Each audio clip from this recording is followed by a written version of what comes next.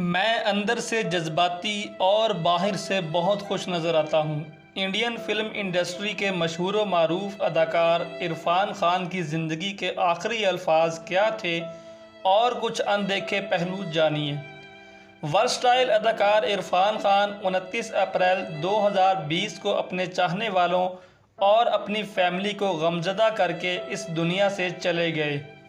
लाखों दिलों पर राज करने वाले अदाकार का पूरा नाम साहिबजादा इरफान अली खान था। उनका ताल्लुक़ हिंदुस्तान के सूबे राजस्थान की रियासत जयपुर से था। इरफान खान ने अदाकारी की तरबियत national school of drama new Delhi से हासिल की थी। इसी दौरान अपनी एक साथी से 1995 में शादी कर ली। इरफान खान के 2 बेटे भी हैं।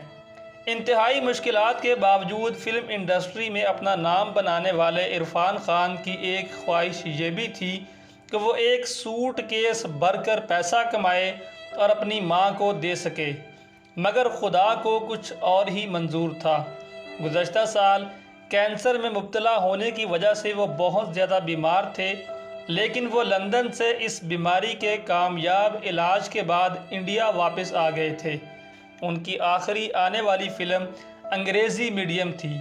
इरफान खान की वालदा 25 अप्रैल को 95 बरस की उम्र में इंतकाल कर गई थी, मगर कोरोना वायरस की वजह से होने वाले लॉकडाउन के बायस इरफान खान अपनी वालदा की आखिरी रसूमात और तदफीन में भी शिरकत ना कर सके थे।